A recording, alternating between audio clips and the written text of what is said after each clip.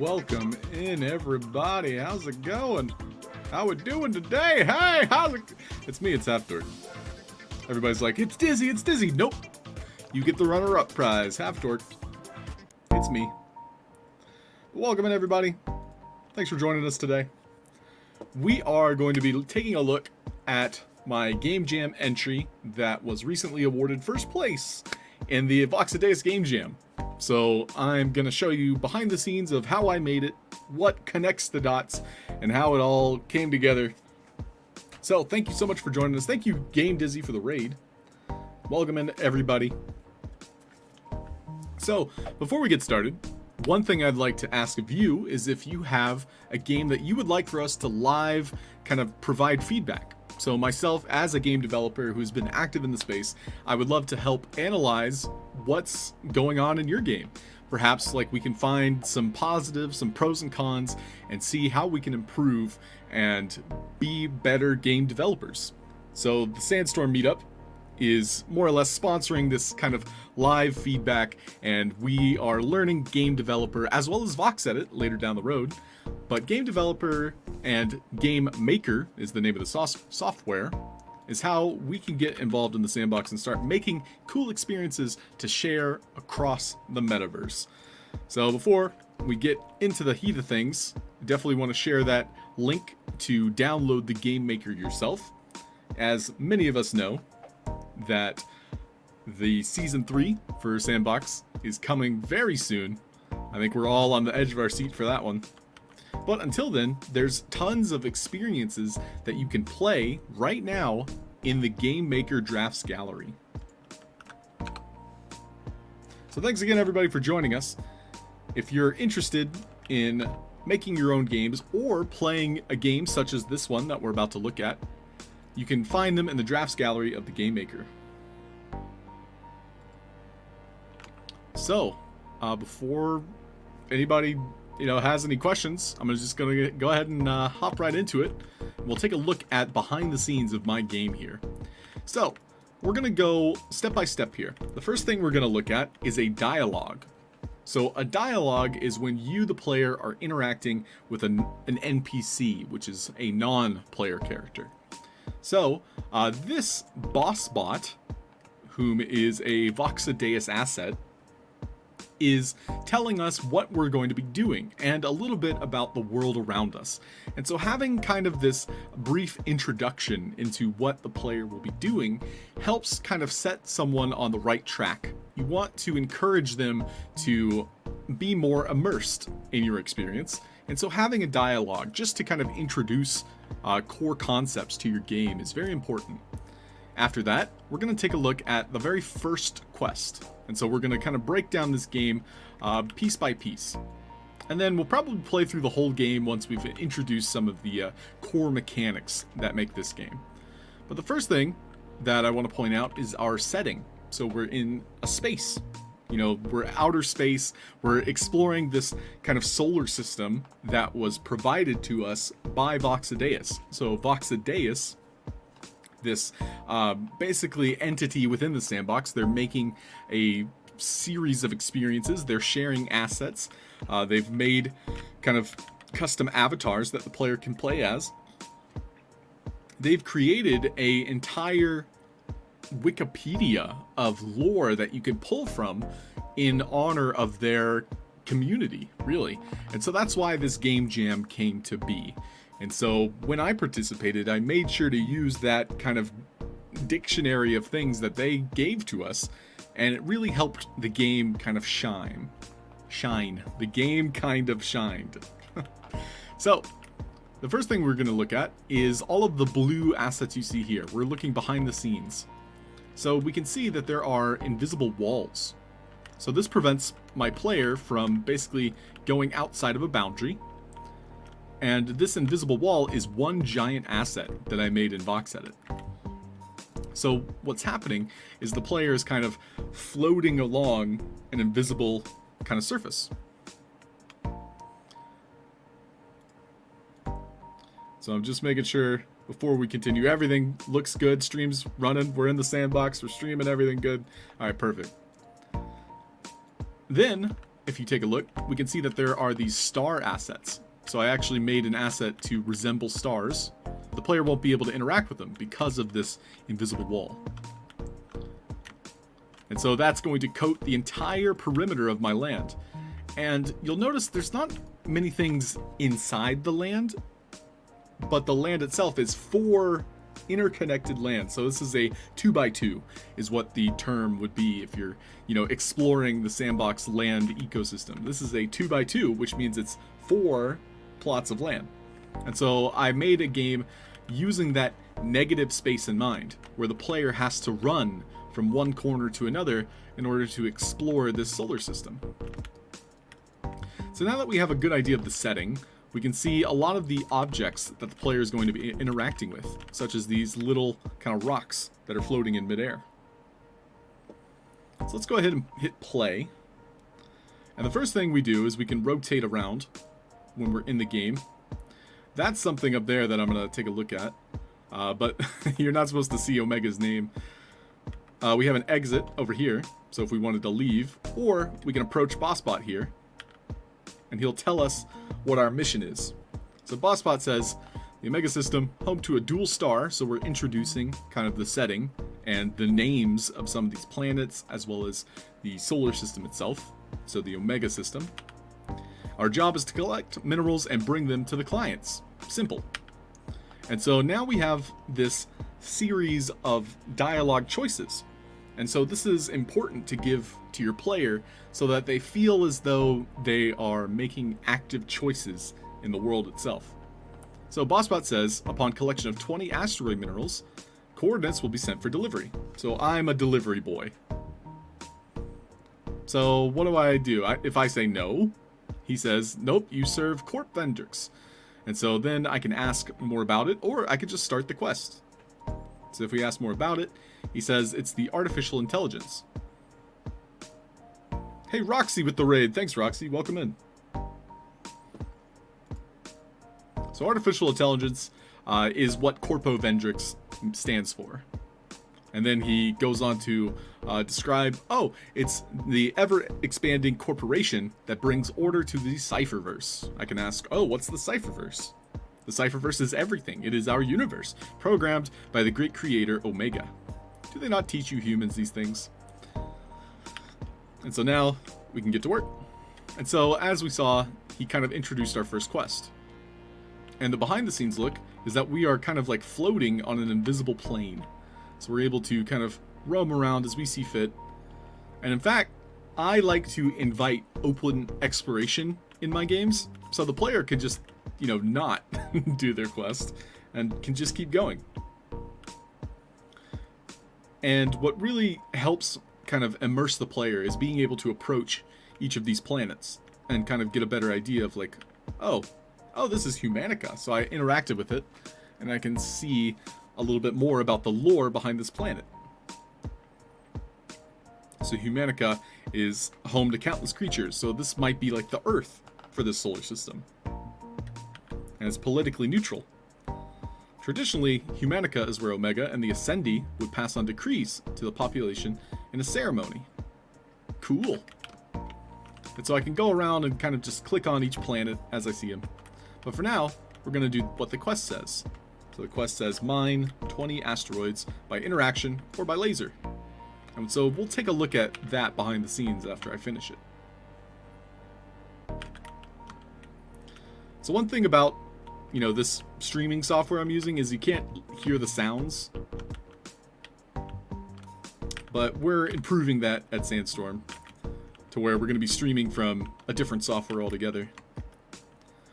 But just know that each one of these rocks, as I destroy it, provides a sound effect. And there's kind of like a background music as well that helps with the ambiance.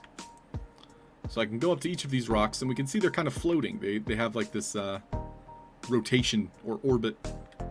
But I can destroy them with my laser attack, or I could just run up to them and interact with them. So my quest is to find 20 of them.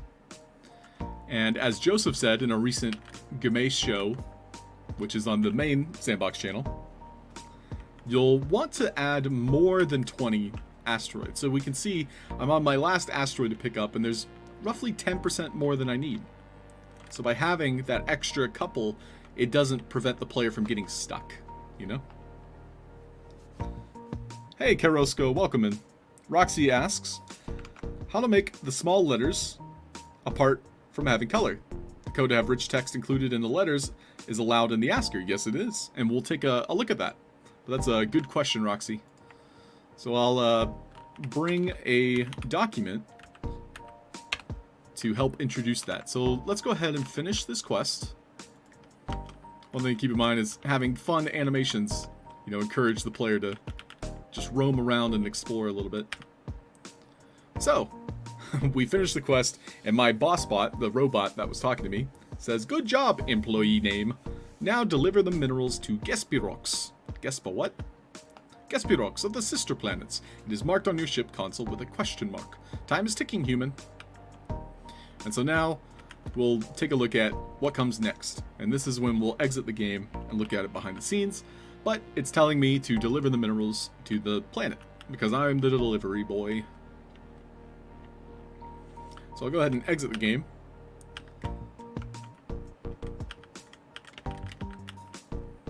And so there's the option, like if you accidentally click it, to say nope, not yet, or you can say yes.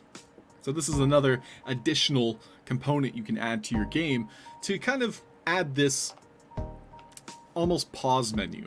You know, it's like, oh, I didn't mean to enter the game. I don't want to have to leave, you know, Game Maker altogether. And so by having this exit, it allows us to safely exit the game.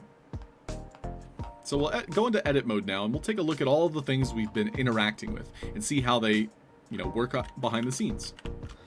So the first thing was our boss bot. We were having a dialogue with him. And so I set it up using these lamps. And my visual cues might be different from your own, but let's take a look at how I set it up.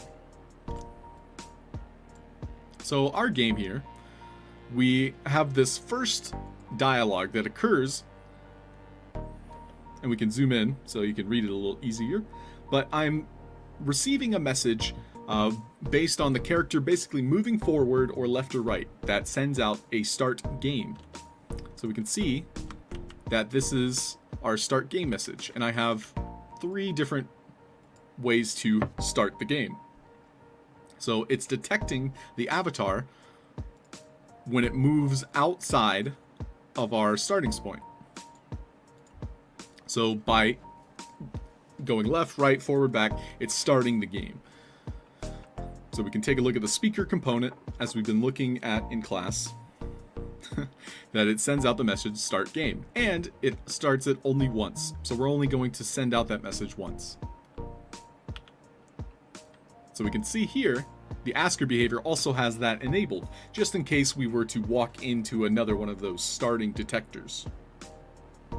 Yo, the bride guy, thumbs up. What's up, dude? I'm doing well, thanks for asking. Hey, G is us, how you doing? Alan, welcome in.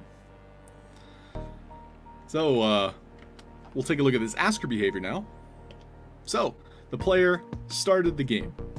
Now, BossBot, which we can see, has a custom text, and this was what Roxy was asking about. We can add that to the asker behavior, and the answer is yes. Anywhere that you have text, and especially text that's displayed on screen, you can add custom syntax is the word. And so I've pulled up a link that I'll share here in chat from the official Unity game engine, so that you can use this as reference. And I can even pull it up on screen real quick.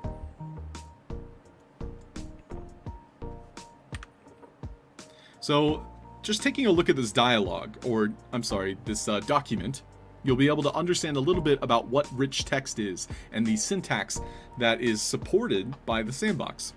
So we can take a look and notice that there are kind of letters. If I wanted to bold like text, you can do less than, B, greater than, and then close it once I've decided on what I want bolded with a less than / B, so that closes the syntax.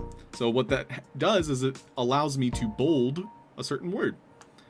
And so we can also add multiple syntaxes. And so this is just me kind of walking over it real quick with you. We can do both bolding and italics. So that's when words are kind of slanted, by adding the I as well. So bolding and italics is a great way to start, but you can also add colors. So you can do a color equals green, and then you also close that same bracket by doing the slash color. And so it's just following that same kind of idea or structure that you're typing out text, and then when you want to edit the style of the text, you're creating a bracketed word such as color equals green, surrounding whatever you want to be that color or size or shape or bold or italics, and then you close that bracket by having that forward slash. And so some of the things you can edit in terms of text includes bolding, italics. You can change the size, so you can make a very large size, which we'll see in my game in a second here. Color is one of the bigger customizations you can do, because you can use hex codes. So hex codes are essentially every variation of a color has its own series of letters and numbers that allows you to make any shade of white to black. You can have reds, maroons, pinks, etc. And you can also add transparency. But we'll look into that in a second. Materials we currently are unable to do in the sandbox, nor can we do quads, which is like meshing, which is like more three-dimensional things with text. But we can take a look at all these supported colors. And this is a great way to get started. So I shared that on our live stream. So again, this is a way to ask questions in real time. Feel free to drop your questions here in chat. We're on YouTube, Twitch, and Twitter. Currently live. So feel free to ask your questions as we continue on breaking down my Game Jam entry.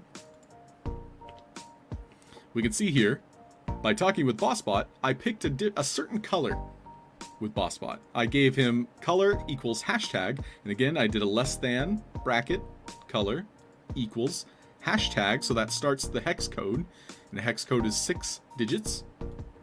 Closed it with a greater than bracket.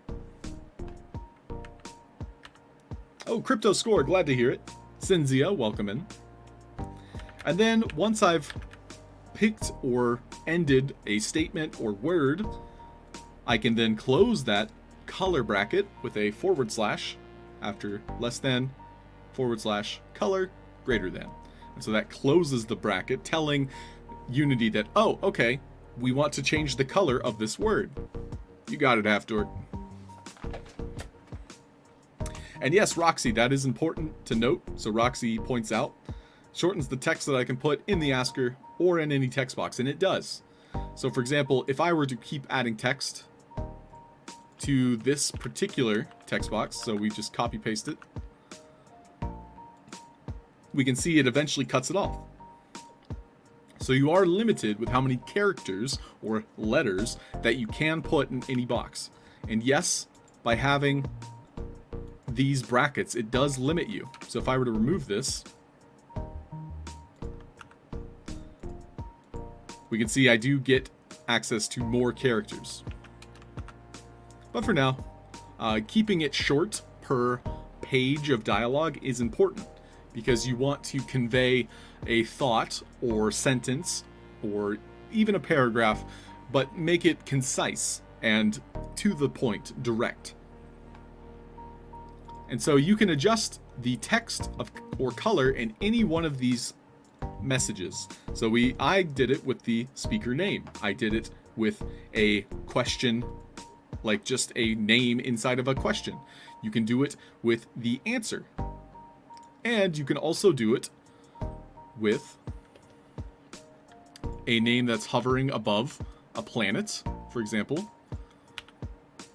I think I have an example right here with my sons.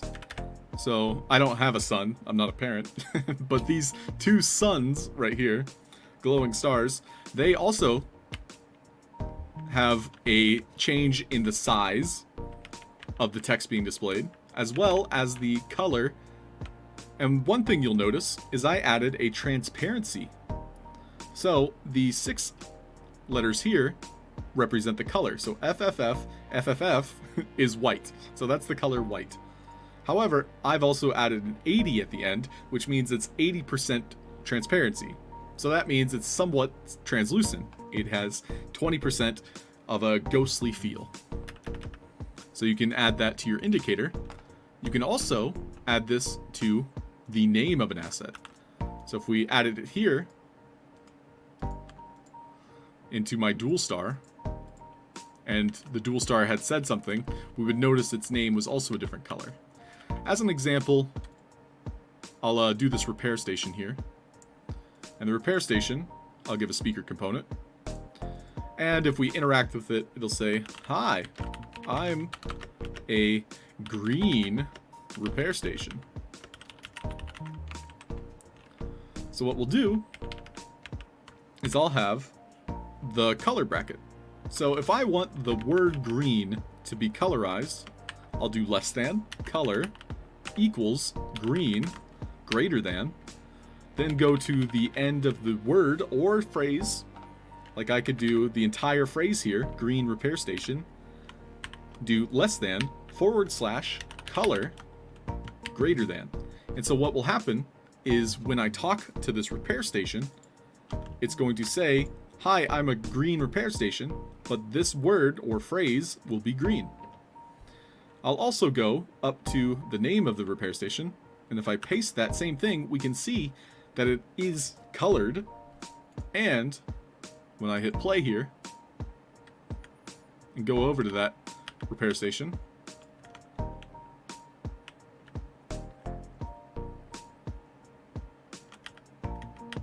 we can see his name when he's speaking. So it's not an actual character, but rather this repair station. We can see his name at the top, green repair station, allows him to also have that coloration. The one thing I wish Sandbox would allow us to color is this border around the text, which we can see is yellow. We can't currently color that. But then we can also see in the dual star, which I had edited, it has a somewhat translucent white name to it. I'm your son. Hey, hey, Woke Zombie. Hey, Woke Son. And Oscom, what's up, dude? Lord Canwolf, how you doing? Welcome in, everybody. So, now that we've taken a look at those things, let's finish the dialogue. And I'll go ahead and remove that speaker message. I don't need it on my repair station. So we'll notice with our dialogue here that I used that subtle use of color as we continue with our dialogue. So he'll tell us about the Omega system, and I used a different color, yellow, to help make that pop a little bit more. Bossbot, however, his name is always going to be the same color because he's the same character. And we can see the dual star has its own color as well. And what's important to note here is I have these white lamps. So I use lamps for my logic, simply because this object here is a long kind of cylinder or rectangle, and it only has 6 faces. So faces are important when you're looking at assets. So let's take a look at this number pad as an example. So the number pad is very important when you're using logic for the first time. A lot of people in their tutorials, such as Cyberdragon, Andy Ritchie, they're going to be using these number pads to add logic to. So logic will be such as the asker behavior, which we were adding text to. Or it could be your speaker behavior, which you could have detect the player if they walk into this space.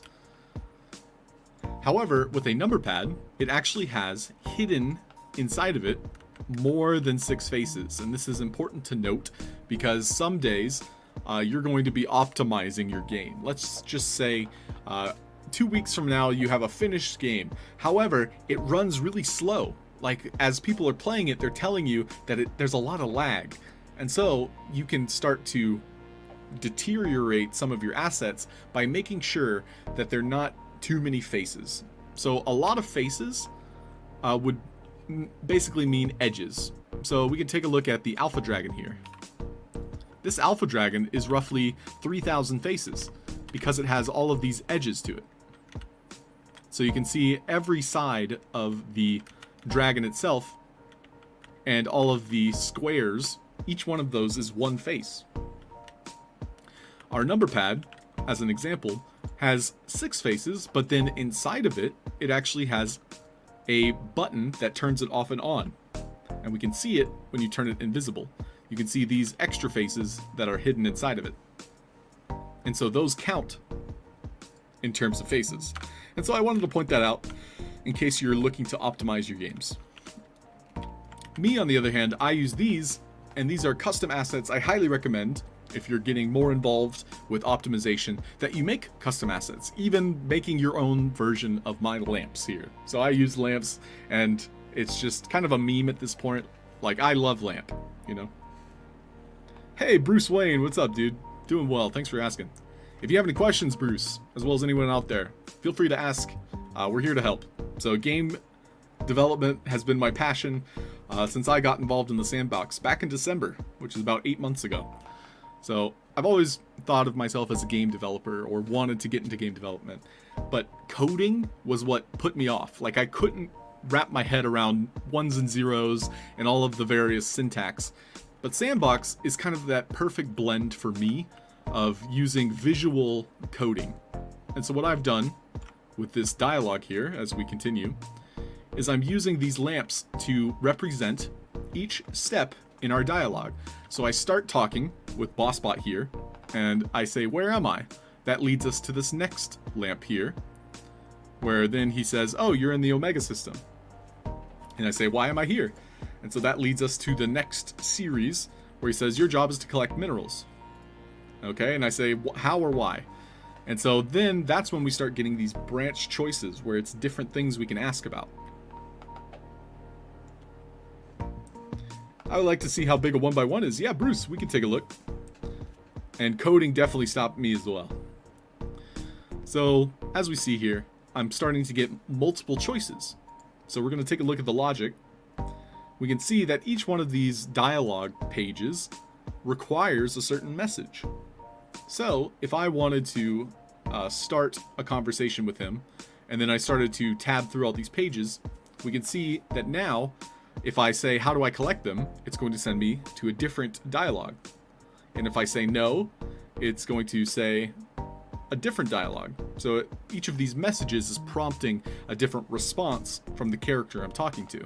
Or if I just say, oh, I'll start the quest, it's going to send me to that final statement where the BossBot, as this character I've labeled is called, BossBot tells me, okay, go ahead, get started, here's the quest. And so we can take a look at each one of these asker behaviors, and they are requiring that previous message. And then we're also getting the option to continue that dialogue with them, or just skip ahead and start the quest.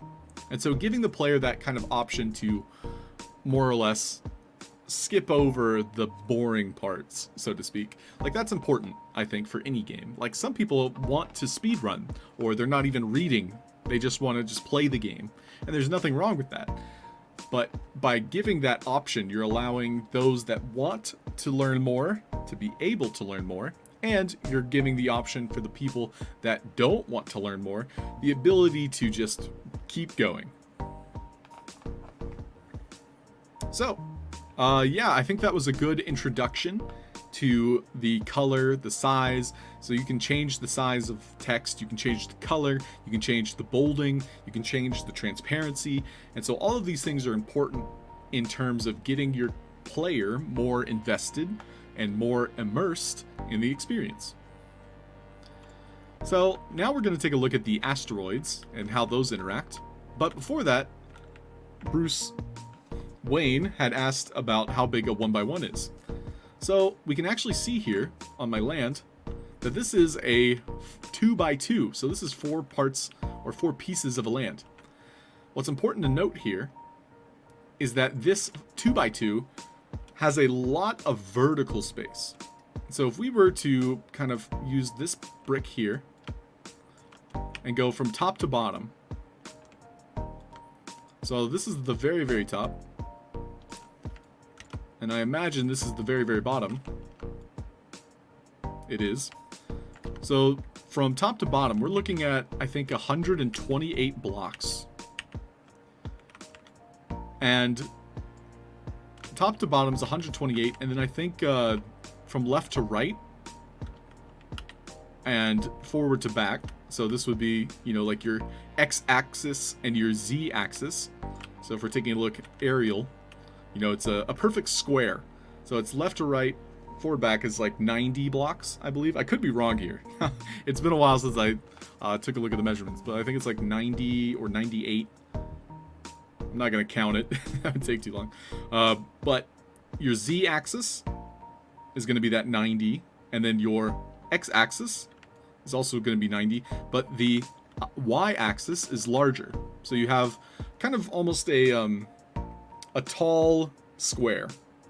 And that's the amount of space that you have to work with as a 1x1. So this is actually a 2x2. 96. Thank you, Frederick. I couldn't think of the 90 number. So 96 by 96 by 128. And so this 2x2 is that times 4. I was not a math major. But this particular space is basically 4 of those 96 by 96 by 128s. And so with that amount of space, you have so many possibilities. A lot of people will recommend that you start with a 1x1 because of how much space you're kind of constrained to. It allows your creativity to work with that and use that confinement as a way to explore the space and build upon it. I would recommend to anyone getting started to just start with a 1x1. It's just the best way to get involved and start making games. Now, what we're going to look at is the asteroids themselves. So in my game, I had a way that you could either interact with them or destroy them.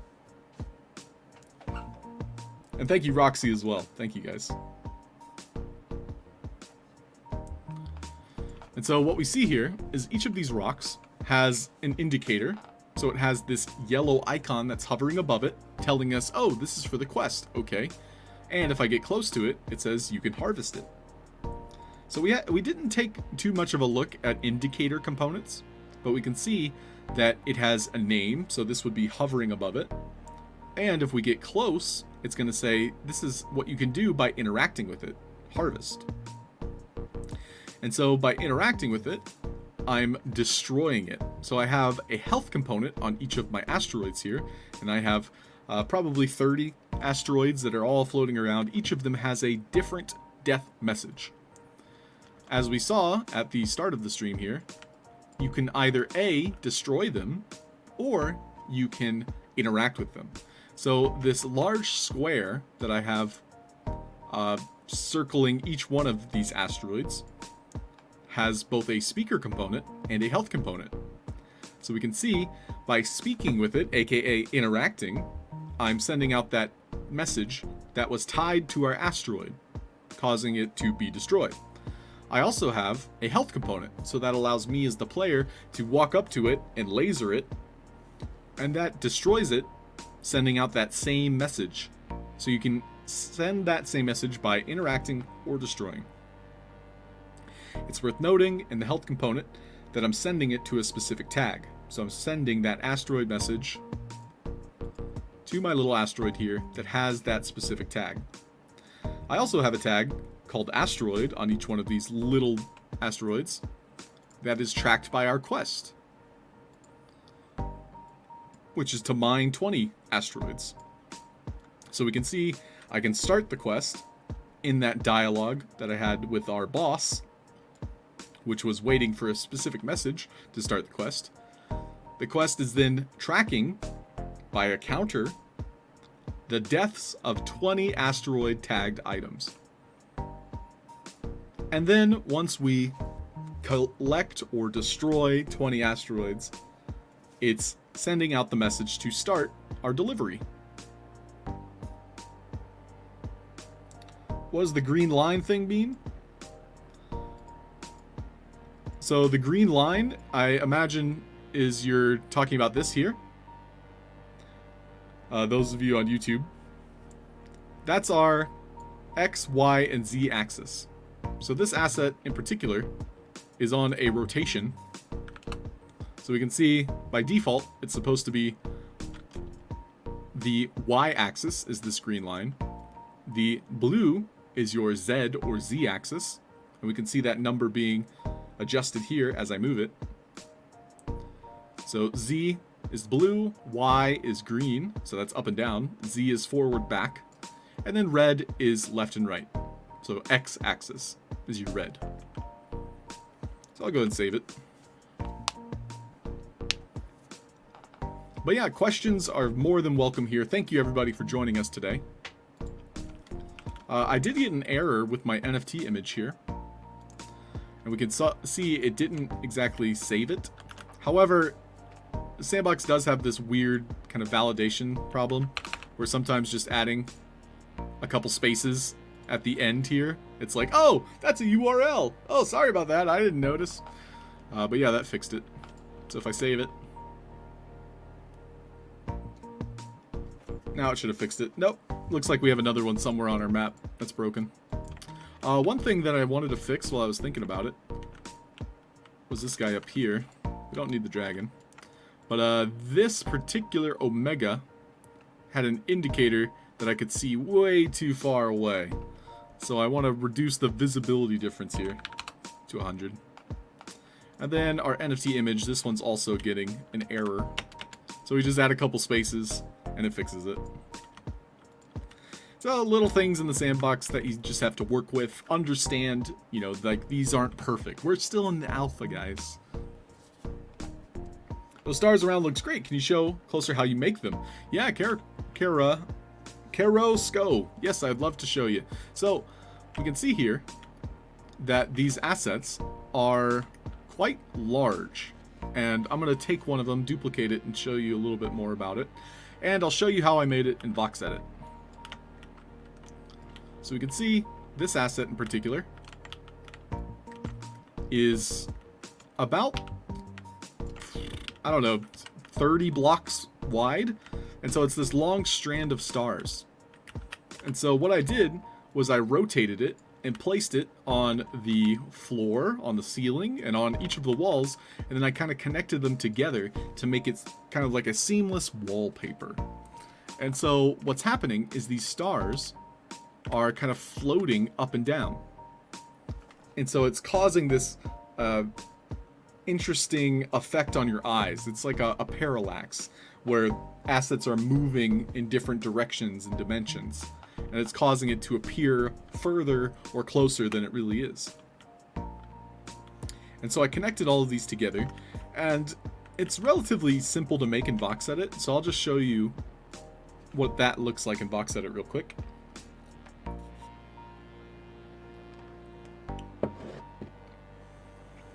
So I'll load up Boxedit.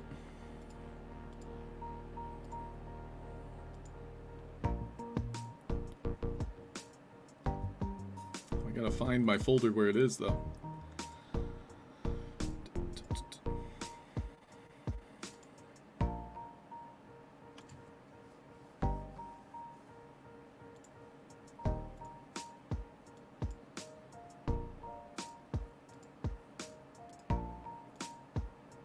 Boxidaes, here we go. So in Boxidaes, I have a whole series of assets that I made custom for this game jam. So we can see I made all of the various planets. I made the moons, and I made some stars. So we'll take a look at the stars here. So these stars I didn't end up using. So we'll leave these. And we'll go back into my Boxidaes folder and see if I can find that wall of stars. Star Field? This might be the one. So I think this was like my first couple attempts at it. But just to give you an idea of how it's created, we won't get too caught up on this, is I have 3 different assets. If we were to go into them, we can see that the stars are roughly 64 by 1 by 64. The maximum you could make is 256. So let's go ahead and make the maximum. and we'll just kind of walk through this real quick in Boxidaes. So I have my stars here. So what I can do is, now that I've already made kind of like a batch of them, I can duplicate them. I'm going to remove this one because we're not using it. But these stars that I've duplicated, I can select them by using the tools on the left side. So here's a select, and then I use the rectangle tool to select a large shape. And what I'll do is I'll find them and then rotate them. So we can see I've now kind of rotated the various stars into different locations.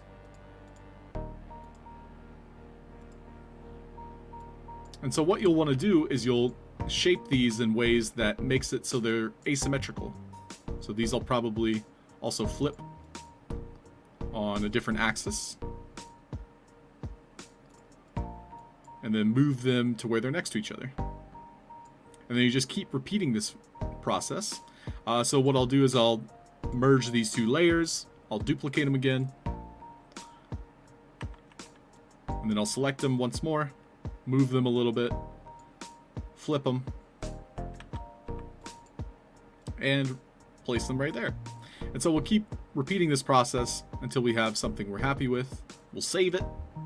And then I'll just connect them all inside the animator. And so these are a little bit complicated as you continue on, and I won't get too bogged down with the details. But with those stars that we just created, I can now go into the animator, piece them together in a way that makes sense. And then I can make that wall by animating them going up and down. And so I'll just show you briefly what that means. So let's put them all side by side. And we can see, I kind of made a mistake here. The gizmo, or the center, is off. So what I'll do is I'd go back into the stars. And there's a button here that allows me to adjust where the center is. So now, if I were to move them, they're going to have the correct center. I'll go ahead and rotate them all by hitting this rotate button, turning them, and then shifting to the select button and moving it back on that x-axis to where they're close together. Same here. We'll move them to where they're relatively close. And so now we can see I have a controller here, or controller node. That is the quote-unquote center. So I'll want to more or less put that as the center. So I'll just move all of my assets now to be on that center. And so to provide that animation effect, I'll go ahead and make a new animation. So we'll do new at the bottom here. New animation, we'll have stars 01. So like I could have multiple ways of the stars animating themselves.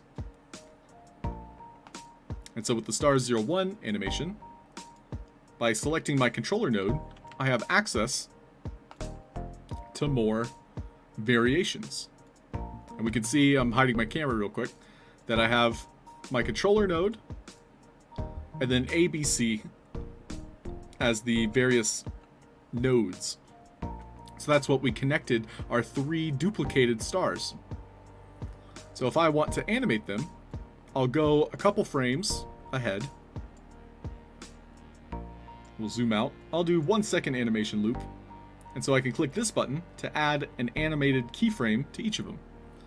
I'm going to remove the extras because we don't need to see those. So now that we know what those are, let me bring my camera back. We can go to the middle of these keyframes.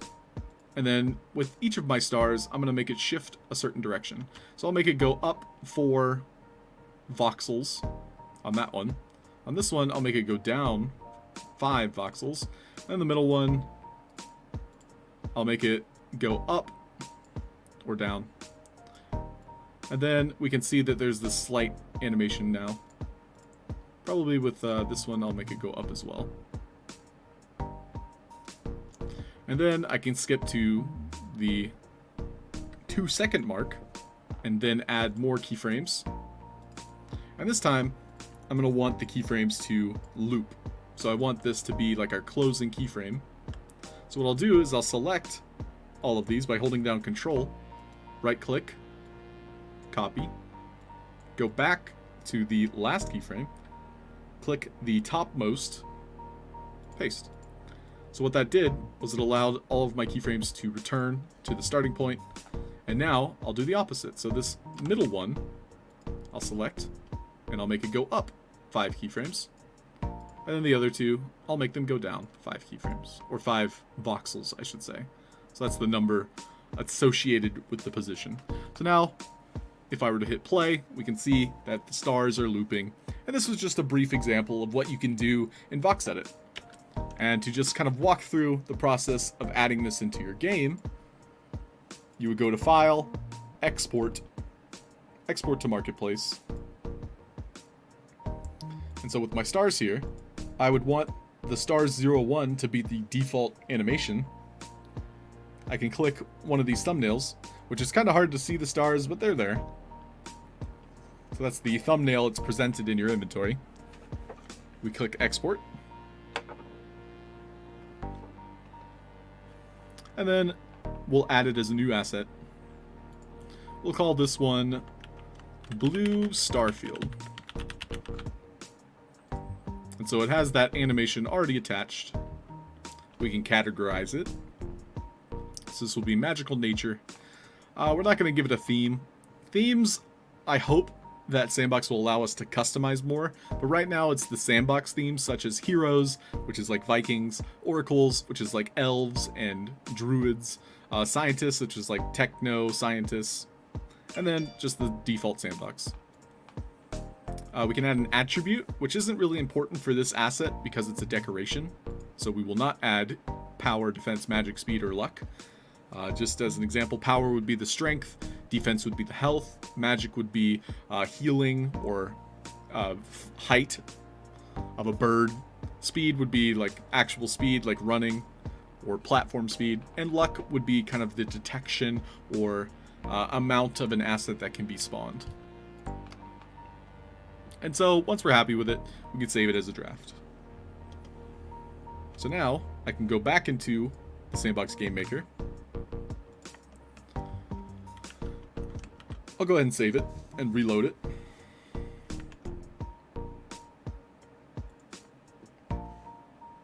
Can I republish an already published asset? So Roxy, my team for this last game jam had experimented with that. The answer is no. However, you can save over it, but the asset that you save over will not display correctly for you. It will display correctly for other people.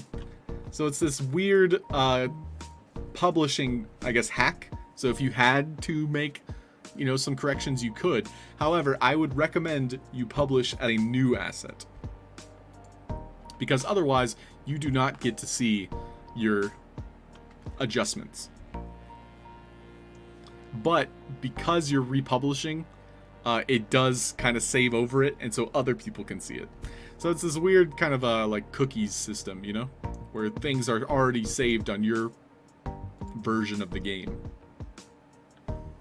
But yeah, we experimented with that. Long story short, don't. You'll want to make a new asset if you had published it. There's 2 variations. So if we go into my Sandbox inventory, we can see that there are assets that were already published. So this guy, for example, one of my first published assets, he is uneditable. So this would basically unapprove any previous publishing. Whereas this Starfield, which we just saved as a draft, is currently editable. So we saw I got an error when I tried to edit my dwarf.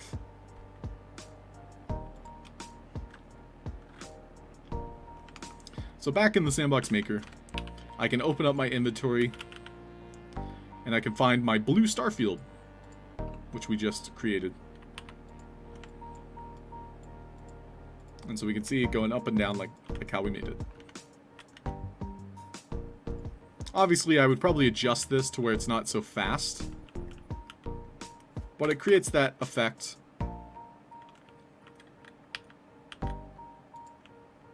Along the wall here. It's very subtle, you know? So take a look at it. So it's already erased from the experience. That's exactly right, Roxy, and I would not delete an asset that you have in an experience. I would not delete it. Because it will break the experience for other people. So you would personally need to go into your experience and replace that asset with the new version that you've made. It won't do it automatically, so you'll need to do that manually.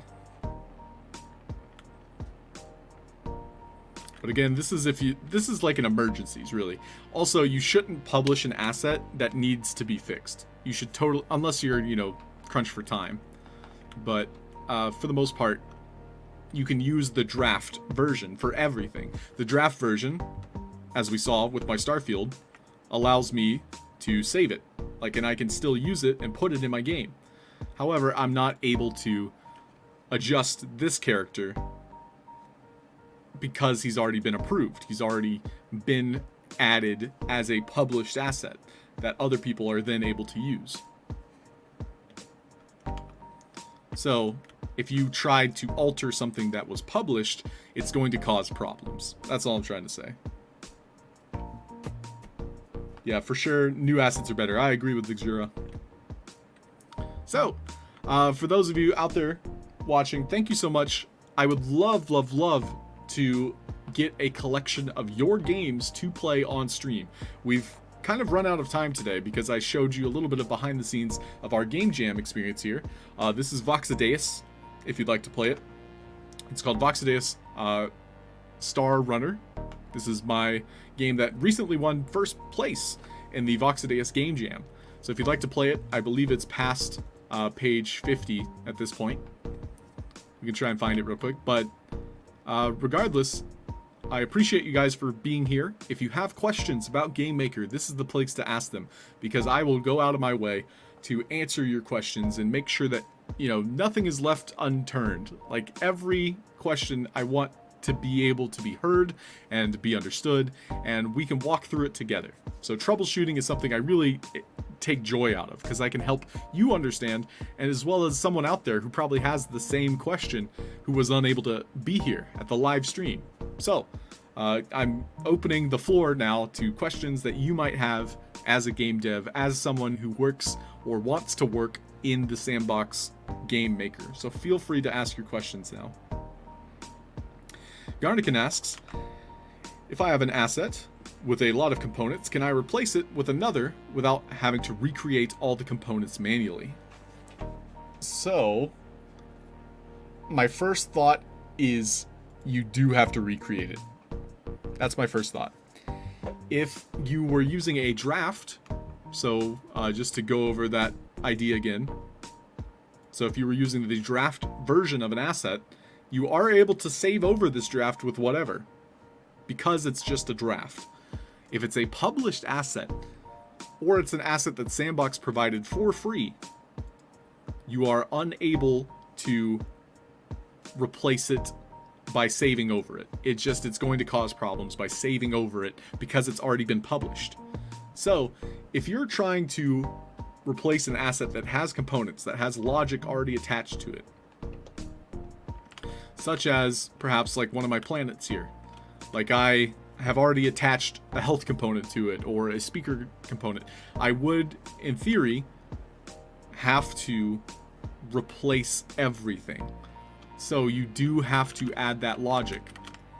But what I recommend, and this is something I do with my games, is I attach logic to specific assets, like these lamps. So these lamps serve as my logic.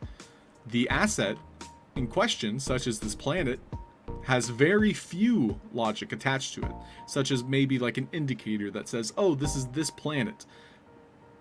Whereas all of my logic, and thus like the dialogue trees, are using these lamps, which are 6-sided assets, thus don't take up a lot of optimization.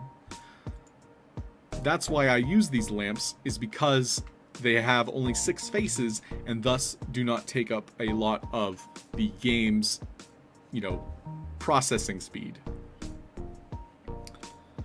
So Roxy asks, what if I want you to try a game? I have to publish it as well as all the assets, and you tell me that I made a very ugly asset and I have to change it. Would I have to delete it and put it in manually? And also could not delete it from the marketplace. So, I mean, ugly is subjective. As long as the asset works and it serves the game, I don't think that's a problem. However, if you do have to change an asset for whatever purpose, let's just say one of your animations doesn't loop correctly, you would overall have to export a new version, saving a new version because you published it, because you wanted me to play it. So unfortunately, that is the current way to do things. I would suggest you try to save over your published assets because it does still work. However, for you, it doesn't read or register appropriately. So as an example, if I were to place 2 assets on the ground up here, let's use Mary and Jet. So let's just say I accidentally exported Mary onto Jet's character and then published it. So this is literally Mary. So this is Mary. So I accidentally did this. In the future, I could totally republish Jet, saving it over this character. But for me, on my side as the game developer, I would still be seeing or looking at Mary. Does that make sense? So I would be looking at the wrong asset because in my inventory, it has this kind of like cookies or cache system. But because I saved it, because I republished it, and kind of overwrote it, for other people, it's going to work correctly. However, I also imagine that this is going to cause problems later down the road, so that's why I'm advising that you kind of republish a new version, a new asset altogether. And yes, that does mean you would need to replace things, but hopefully it's only like 1 or 2 things that you're kind of swapping out. Only 1 or 2 logic-based assets that you had to go in, delete, re-add it, and then provide like that specific logic, which might have been, like a citizen, a health component, a speaker where he says, "Hi, I'm Jet." Like, hopefully that process doesn't take you as long, but that is my advisement, is that if you have to replace something that you've already published, you make a new version. So I hope that helps you. I know it's frustrating to get to that point, as you saw Roxy, like having an ugly asset or an asset that doesn't work properly that people are noticing and pointing out. But that's part of game development. You kind of have to assume these things, and a lot of people will give you the benefit of the doubt. Most people will just, chalk it up to this. It's the sandbox. People are learning. People are exploring game development. And so I wouldn't dwell on it too much. Like, I think accidents happen. Mistakes will always happen. Nobody's perfect. Oh, from your Rubik's portals. Well, Roxy, if you would like, feel free to experiment and overwrite your Rubik's portals, or at least attempt to, and then I can show you what, my perspective, and I can play through the game, and I'll send you a screenshot of what I see, because it will probably look different for me than it will for you if you end up writing over those portals. So feel free to let me know, Roxy, if you try to replace that. So I want to thank you all for watching. We're actually going to be wrapping up the stream now. So I want to see if anybody is currently live in the sandbox on Twitch. And please feel free to bring your questions whenever you see me live on the SandStorm Marketplace. And yes, Garnican, Elsa Bryan, thank you very much. Hey, CryptoScore, I appreciate you as well. Thank you. So, Roxy's currently working on his tower defense game. You should go check him out. Paniolo Nate is working on his skateboard games. And today we're going to be raiding the Pickaxe Master. So thank you, Slaterade, for helping me make that choice. But please do go check out Paniello Nate and Roxy Miguel, who are currently live on Twitch, working on their various assets. So I'll go ahead and get the raid started. Oh, wait.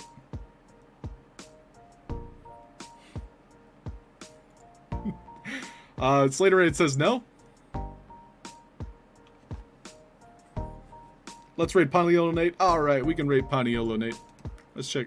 So if you guys are interested in the kind of dwarven mining game that Pickaxe Master is making, they also do plenty of giveaways, so you should go check out Pickaxe Master.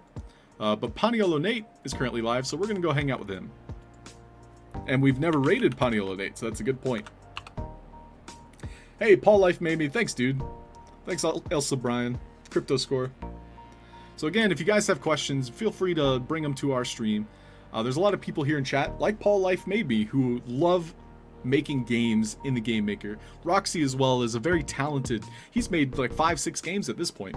So feel free to ask questions in this great SandFam community, because we're all here to help each other.